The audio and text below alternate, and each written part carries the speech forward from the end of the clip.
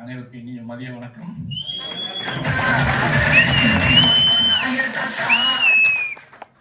என்ன முறை பாக்குறவங்க எவ்வளவு பேர்? ஓ சூப்பர். உண்மையிலே கரூருக்கு ரொம்ப முறை வரணும் நினைச்சு முடியல. இன்னைக்கு தான் கொஞ்சம் மதுரையில ஒரு 3 NTC எல்லாம் செலிப்ரேஷன். மேடம்கிட்ட பேசிட்டு இருக்கும்போது கரூரை கலக்கிட்டு இருக்கிறீங்க மேடம் அப்படின்னு சொல்ல, சார் ஒரு முறை நீங்க வந்துருங்க. எனக்கு ரொம்ப நாள் ஆசை. ஆனா எல்லாம் நிறைய தெரிஞ்ச உள்ளங்கள் லீடர்ஸ் இருக்கிறாங்க. இன்னைக்கு இந்த கிரேட் ஆப்பர்ச்சுனிட்டியை உருவாக்கி கொடுத்த கடவுளுக்கும், இந்த கிரேட் ஆப்பர்ச்சுனிட்டியை என்னை வழிநடத்தக்கூடிய கிரேட் மேனேஜ்மெண்ட்டுக்கும், என்னோட பயணிக்கக்கூடிய அத்தனை உறவுகளுக்கும் உங்களுக்கும் என்னுடைய மனமார்ந்த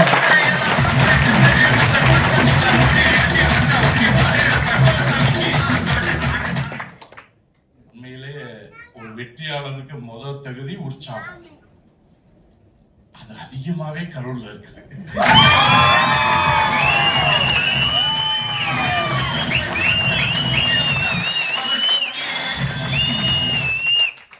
சின்னதா இன்ட்ரோடக்ஷன் கொடுத்ததா என்னை பத்தி.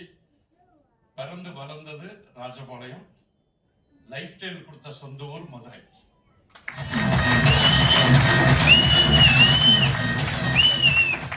வேலைக்கு போன அனுபவம்லாம் எனக்கு கிடையாது.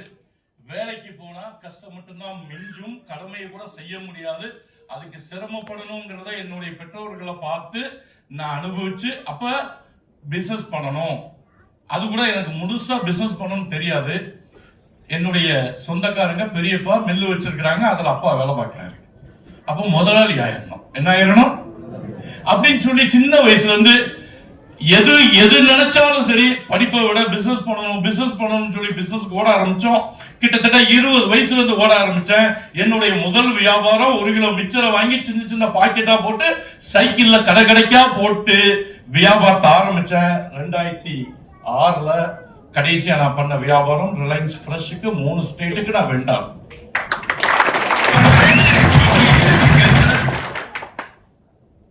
எது என்னுடைய வாழ்க்கையை உயர்த்தும் நினைச்சனோ அன்னைக்கே மூலதனம் 90 lakhs, 90 லட்சம் 10 மாசத்துல நடுத்தல கொண்டு வந்து நிறுத்திச்சு. எத்தனை மாசத்துல? இப்ப கை தட்டுவீங்களா? அப்பதான் ஒரு உண்மை புரிஞ்சிச்சு. இந்த உலகத்துல ஒரு மிடில் கிளாஸ், இந்த உலகத்துல ஒரு உழைக்கணும்னு நினைக்கக்கூடிய, வேற எந்த விதமான வாய்ப்பும் இல்லாம உழைச்சு மட்டுமே முன்னேறணும்னு நினைக்கக்கூடிய ஒரு மிடில் கிளாஸுக்கு இந்த உலகத்துல தான் நினைச்ச எந்த வாய்ப்புமே இல்லை. அது வரைக்கும் இந்த network marketing industry, direct marketing industry பலந்து சொல்லும் போது, இதெல்லாம் நான் பண்ற வியாபாரமா, இதெல்லாம் நான் போய் பேசினா மதிப்பாங்களா, இதெல்லாம் ஆள் சேர்க்கிற வேலைன்னு சொல்லி பல பேரை அவமானப்படுத்தி அனுப்பிச்சு விட்டுருக்கிறேன். அவமானமா நினைச்சேன். ஆனா எந்த வியாபாரம் எனக்கு மிகப்பெரிய வாழ்க்கையை தரும் நினைச்சனோ அது நடுத்தெருல நிறுத்தி சாகணுங்கிற எண்ணத்தை கொடுக்கிற வரைக்கும் என்ன அவமானப்படுத்துச்சு. எதை அவமானமா நினைச்சனோ இன்னைக்கு ஒவ்வொரு நாளும் நான் ஒரு செலிபிரிட்டி.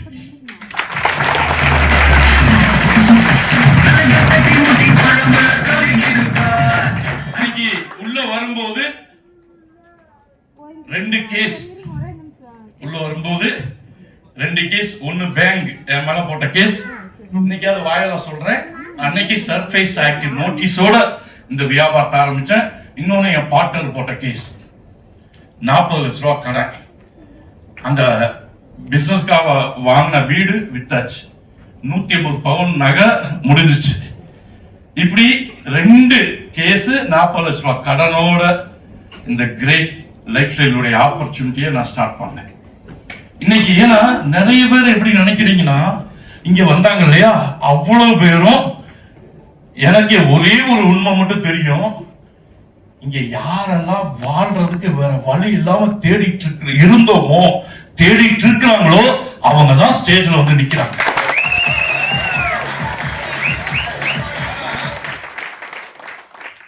எனக்கு வேணும். நாளைக்கு ஆடி 18 எங்க ஊர்ல கோயில் திருவிழா. நான் போகாட்டி தாலி எடுத்து கொடுக்கலன்னா என் சொந்தக்காரன் எவனும் தாலி கட்ட மாட்டான் அப்படின்னு சொல்லி பொறுப்பு இல்லாம நான் குறையா சொன்னா, ஏதாவது நான் சொல்ற சங்கடப்பட்டா பின்னாடி திட்டிட்டு போங்க, அதை பத்தி எனக்கு கவலை கிடையாது. நான் உண்மையை சொல்றேன், நான் முதல் 5 வருஷம் என் ஊரை திரும்பி பார்க்காம என் வாழ்க்கையில நான் பட்ட கஷ்டத்தை அழிச்சிட்டு தான் கால் வைப்பேன்னு சொல்லி ஓடினேன். இன்னைக்கு அந்த ஊருக்கு நான் விஐபி. இன்னைக்கு 40 லட்சம் ரூபாய் கடகாரா வந்தேன்னா இன்னைக்கு நான் பயணம் பண்ணிட்டு இருக்கிற கார் இம்போர்ட்டட் 40 லட்சம் ரூபாய் கார். பேன் இந்தியால அந்த காரை அடிச்சு தொலைச்சவே வேற எவனும் இருக்க மாட்டான். எவ்வளவு? இந்த வாத்தியாரு பேங்க் மேனேஜர் எல்லாம் கார் வாங்கி வச்சிருப்பாங்க. எப்படி வச்சிருப்பாங்க? இது எனக்கு 5வது கார். எல்லா பிரீமியம் கார் பார்த்தாச்சு, இது 5வது கார். அது மட்டும் இல்ல, 40 லட்சம் ரூபாய் கடனா வந்தேன். வாடகை வீட்டுல இந்த பிசினஸ் ஆரம்பிச்சேன். இன்னைக்கு மாசம் மாசம் வாடகை வாங்குறவனா மாறி இருக்கிறேன்.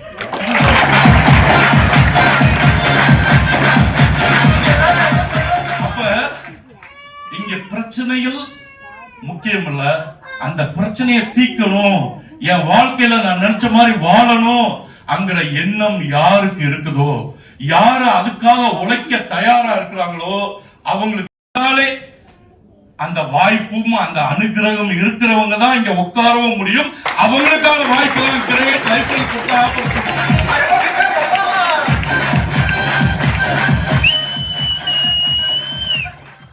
யாருக்கெல்லாம் பணம் வேணும்? எல்லாத்துக்கும். எதுக்கு பணம் வேணும்? என்ன தேவை? வாழ்க்கைன்னா என்ன?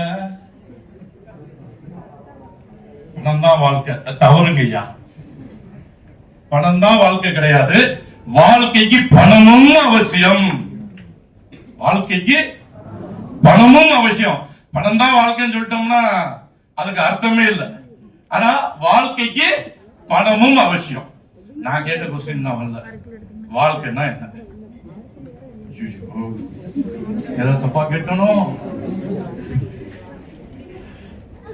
உயிர் வாழ்றது வாழ்க்கை இல்ல, அது எல்லா ஜீவராசிக்கும் கிடைக்கும். கிடைக்குமா கிடைக்காதா? கிடைக்குமா கிடைக்காதா? அப்ப நம்ம வாழ்க்கைன்னு சொல்ற அந்த வாழ்க்கை என்ன? எதுக்குங்க தேவை? வாழ்க்கைக்குன்னு திரும்ப சொல்லக்கூடாது. வாழ்க்கை எதுன்னு கேட்டேன். நானே சொல்லிடுறேன். நான் பெத்த பிள்ளைங்க இதெல்லாம் இல்லையா? சொல்ல மாட்டீங்களா? நான் பட்ட கஷ்டம் என் பிள்ளைங்க படவே கூடாது. அப்படி எத்தனை பேர் நினைக்கிறீங்க? இதுல 10 பேர் கை தூக்கல. நான் என்ன நினைச்சுக்கிறது தெரியல. சரி பரவாயில்ல. இது நீங்க மட்டும் நினைச்சீங்களா? உங்க பேரண்ட் நினைச்சாங்களா? நம்ம பேரண்ட் நினைச்சாங்களா இல்லையா? சரி, அவங்க நினைச்சது நடந்துச்சா இல்ல நாம சந்தோஷமா வாழ்ந்தோமா? அவங்க நினைச்சதும் நடக்கல. அவங்களும் சொத்தை வித்தாங்க, படிக்க வச்சாங்க, கெட்டி கொடுத்தாங்க. கெட்டி கொடுத்தாங்களா? அதானே வாழ்க்கை. சாகர வரை கெட்டி கொடுத்துட்டு அந்த பிள்ளைங்களுக்கு சாபமும் கொடுத்தாங்க. சிரிச்சுக்கோங்க. நீங்க எந்த இடத்துல இருக்கீங்க? நீங்க எந்த இடத்துல இருக்கீங்க? ஏன்னா இந்த வியாபாரம் எவ்வளவு பெஸ்ட், எப்படிப்பட்டது, எவ்வளவு பெஸ்ட் சாதிச்சு காட்டிட்டோம். ஆனா முடிவெடுக்கிறது இந்த வியாபாரத்தை யாருக்காக நான் எடுக்கணும், எதுக்காக எடுக்கணும்ங்கறத நீங்க உணரலன்னா இந்த வாய்ப்பு உங்களுக்கானதா மாறாது. பல பேர் பல விஷயங்களை கண்ணால பார்த்து காதால பார்த்து, ஏன் ஒரு எக்ஸாம்பிள் சொல்லலாம். நம்ம டெய்லி ஒரு ஏரியால போயிட்டு இருப்போம். அந்த ஏரியாவுடைய வளர்ச்சியை பார்த்து நம்ம மனசு சொல்லும், நேத்து அப்படி இருந்துச்சு, இன்னைக்கு இப்படி மாறிடுச்சு. நிறைய இடம் ஏங்குறோமா? அவங்களுக்கு தெரியல, எனக்கு நிறைய ஜாஸ்தி. அடாடா அன்னைக்கு 1 லட்சம் ரூபாய் சொல்லாங்க, இன்னைக்கு 5 லட்சம் ரூபாய் மாறிடுச்சு. போன மாசம் 5 லட்சம் சொல்லாங்க, நீங்க 7 லட்சமா மாறிடுச்சு. இந்த இடத்தை பார்த்து ஏங்குறோம்ல, அதே மாதிரி இந்த உலகத்தினுடைய மாற்றத்தை பார்த்து நம்ம ஏங்க கூடாதுன்னு நினைச்சா நம்ம குழந்தைகளை முன்னால நம்ம பெற்றோர்கள் நம்ம கொடுத்த கல்வி மட்டும் இன்னைக்கு பத்தாது. இது நான் சொல்லல, இன்னைக்கு உலகம் முழுவதும் பேசப்படக்கூடிய பொருள். நம்ம குழந்தைங்க இன்னைக்கு யாரும் நான் படிக்க மாட்டேன், எனக்கு படிப்பு வேண்டாம், இன்னைக்கு யாரு எந்த பேரண்ட் நான் என் குழந்தைய படிக்க வைக்க முடியல அப்படின்னு சொல்ற இடத்தை தாண்டி இன்னைக்கு 96% பாஸ் அவுட், 66% ஹையர் ஸ்டடி எல்லாத்தையும் கிராஸ் பண்ணியாச்சு படிப்புல. ஆயாச்சா? ஆயாச்சா? நம்ம பிள்ளைங்கள ஆகுமா? ஆகுமா ஆகாதா? ஆயிடும். சரி, படிச்சா செட்டில் ஆக முடியும். எத்தனை பேர் கை தூக்குங்க. அதுக்காக படிப்பை குறை சொல்ல வரல. படிப்புக்கும் வாழ்க்கைக்கும் சம்பந்தம் இல்ல. வாழ்க்கை வாழ்வதற்கு ஒரு டூல் எஜுகேஷன். வாழ்க்கை வாழ்வதற்கு ஒரு டூல் தான் படிப்பு. வாழ்க்கையே படிப்பு இல்ல. இன்னைக்கு வாழ்க்கை படிப்பு நினைச்சா நம்ம என்ன ஆயிடுவோம்? கடைக்கு ஓடியில நின்றுவோம். இன்னைக்கு கவர்மெண்ட் ஜாபுக்கு ட்ரை பண்றதை விட இன்னைக்கு பிரைவேட் கார்பரேட் ஜாப் ட்ரை பண்றதுக்கே ஒரு கஷ்டமா இருந்துச்சு. இந்த பையனை கூட தான் கூட்டு வந்திருக்கேன். அவன் தான் போன வாரம் வந்து சொன்னான். இன்னைக்கு பிபிஏ படிச்சுட்டு இருக்கிறான். அவங்க லெக்சரர் சொன்னாராம், லாஸ்ட் ஒரு 15 டேஸ் முன்னால லோயலா காலேஜ்ல ஒரு ஜாப் ஃபீஸ்ட் நடந்துச்சு. 500 கம்பெனிஸ், 5000 வேகன்சி. ஆனா கலந்துகிட்டவங்க லட்சக்கணக்கான பேர். அந்த ஹெச்ஓடியால கூட என்ன பண்ண முடியலையா, ஃபுல் பண்ண முடியலையா. அதை பார்த்து லெக்சரர் சொன்னாங்க, நீங்க படிக்கிறதெல்லாம் வெறும் படிப்பு மட்டும் படிச்சீங்கன்னா பின்னால இன்சில் போடுறதுக்கா ஆவீங்க. ஏதாவது ஒரு திறமையை வளர்த்துக்கோங்க. இதான் இன்னைக்கு உண்மை. இன்னைக்கு கவர்மெண்ட் ஜாப் இல்ல, பிரைவேட் ஜாப் கிடைக்கிறது கூட, தகுதியா வாழ்றதுக்காக கிடைக்கிறது கூட இன்னைக்கு கேள்விக்குறியா இருக்குது. நீங்க என்ன பண்ண போறீங்க? என் தமிழ் புரியலையோ? ரொம்ப அமைதியா பார்த்தா இல்லங்க. இத நான் ஒரு சகோதரனா உங்ககிட்ட கேள்வி வைக்கிறேன். எதுக்காக இந்த வியாபாரம் நான் இன்னும் இன்னைக்கு கொஞ்சமா சம்பாதிச்சுட்டு இருக்கிறேன். ஒரு ஆவரேஜ் 10 லட்சத்துல இருந்து 15 லட்சம் ரூபாய் மாசம் சம்பாதிச்சுட்டு இருக்கிறேன். ஒரு ஐடி WTC நோக்கி போகுது, இன்னொரு ஐடி CTC நோக்கி வந்துட்டு இருக்கு, இன்னொரு NTC நோக்கி வந்துட்டு இருக்குது, இன்னொரு RTC, இன்னொன்னு ZTC, இன்னொன்னு TC.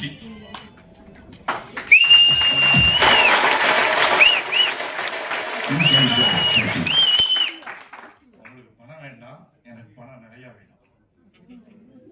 அப்படி தெரியலையே. அந்த பணம் அடுத்த தலைமுறைய நான் இப்படி மாத்திருவேன் சொல்றதுல இல்ல, மாத்தி காட்டணும். இன்னைக்கு இத்தனை ஐடி வச்சிருக்கிறேன்ல, இந்த அது ஆனாலும் சரி, உருப்பட்டாலும் சரி, உருப்படாட்டியும் சரி, அதை பத்தி எனக்கு கவலை இல்லை. ஒரு ஐடி இதுக்கு, ஒரு ஐடி இன்னொன்னு கொடுத்துட்டு, ஒரு ஐடி அம்மன் சாமி கடைசி வரைக்கும் லைஃப் ஸ்டைல் கொடுக்கும். உட்கார்ந்த இடத்துல சாப்பிட்டுட்டு நிம்மதியா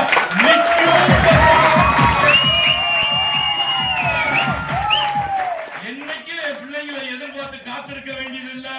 பிள்ளைங்களுக்கு என்னைக்கு தேவையா பிள்ளைங்க போற்றக்கூடிய ஒரு தகப்பனாவும் ஒரு தாயாவும் இருக்கிறதுக்கான வாய்ப்பை இந்த உலகத்துல அனுபவிச்சுட்டே நம்ம நிரூபிக்க முடியும்னா அது கிரேட் லைஃப் ஸ்டைல் மேனேஜ்மெண்ட் கொடுக்கக்கூடிய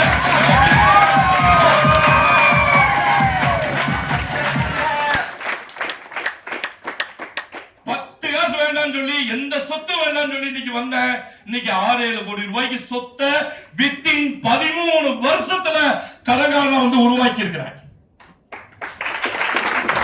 இப்ப சொல்லுங்க, இந்த ஆளு சூப்பரா பேசுறாரு, நமக்கெல்லாம் வருமா? 5 வருஷம் நான் முன்னால உட்கார மாட்டேன். எல்லாத்தையும் முன்னால உட்கார வச்சுட்டு அந்த பின்னால நிக்கிறாங்க பாத்தீங்களா?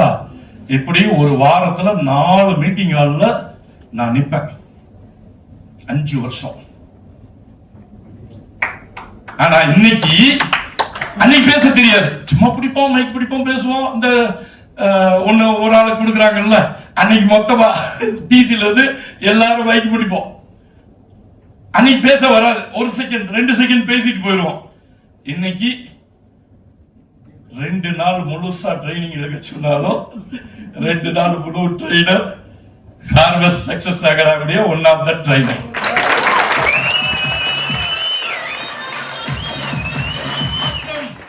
இந்த மாற்றம் எங்கிருந்து வந்தது? அததான் உங்ககிட்ட ஒரு விஷயத்த சொல்லிட்டு நான் இறங்கணும்னு நினைக்கிறேன். மாற்றம் எங்கன்னா, என்னுடைய தேவை எவ்வளவு பெரியது, எனக்கு எதுக்கு இந்த வியாபார வாய்ப்பு வேணும்ங்கிற அந்த பர்பஸ்ங்கிற தேவை, அததான் உங்க முன்னால வைக்கிறேன். நீங்க சந்தோஷமா இருக்கிற மாதிரி கிடைக்கிற வருமானத்தை வச்சு அடுத்த தலைமுறையை நான் காப்பாத்திடுவேன், அடுத்த தலைமுறைக்கு நான் நல்ல வாய்ப்பை கொடுத்துருவேன், கடமையை செஞ்சிருவேன் சொன்னா போய் இன்னைக்கு கூட உட்கார்ந்து யோசிச்சு பாருங்க. வெறும் படிப்பு மட்டும் அவங்களுக்கு வாய்ப்பு இல்ல. இன்னைக்கு படிச்சா கூட அந்த பிள்ளைங்களுக்கான எதிர்காலத்துக்கு ஏதாவது வாய்ப்பு இருக்குதா? ஏன் டாக்டரா கூட ஆக்குங்க. நீங்க அதான் நீட் எல்லாம் நிறைய பேசி முடிச்சோம். அப்பதான் எனக்கு ஒரு உண்மையே இத்தனை நாள் கழிச்சு தெரிஞ்சிச்சு.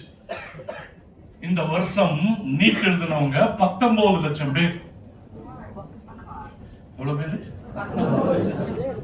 எலிஜிபிள் ஆனவங்க 11 லட்சம் பேர். எவ்வளவு? 9 சில்ற நினைக்கிறேன். 9 லட்சத்துக்கு சில்ற சீட் இருக்கிறது எவ்வளவு தெரியுமா? என்ன கூகுள்லயோ சாட் ஜிபிடிலயோ அடிச்சு பாருங்க. 92,000 சம்திங் சீட்டு தான் இருக்குதான். எனக்கு அதுக்குள்ள ஐயோ என்னடா இதுவரைக்கும் நீட் எழுதுனா கண்டிப்பா மெடிக்கல் சீட் கிடைச்சிருங்கிறதா நம்ம மைண்ட் செட்டா இருந்துச்சு. இது என்ன புது கதையா இருக்குது அப்படின்னு யோசிச்சேன். அப்பதான் நினைச்சேன் ஏன் ஃபில்ட்ரேஷன் இன்னும் கூடுது, இன்னும் இந்த நீட்டை விடாம தொங்கிட்டு இருக்கிறாங்க. இன்னும் இது கடினமாக மாற்றப்படுமே தவிர நம்ம குழந்தைகளுக்காக இலகுவாக மாறதுக்கு வாய்ப்பு இல்லை. சரி, அப்படியே மாத்தி வச்சுக்கோமே. இன்னும் நிறைய மெடிக்கல் காலேஜா கட்டினா, இந்த நிறைய இன்ஜினியர் காலேஜ் கட்டி விட்டு அதுல படிச்சுட்டு நம்ம பிள்ளைய உதவாக்கற வேலைக்கு போகாம தண்டத்துக்கு இருக்கிற பேர் கொடுத்துட்டு இருக்கிறோம் பாத்தீங்களா? அதே மாதிரி டாக்டருக்கும் பேர் கொடுப்போம்.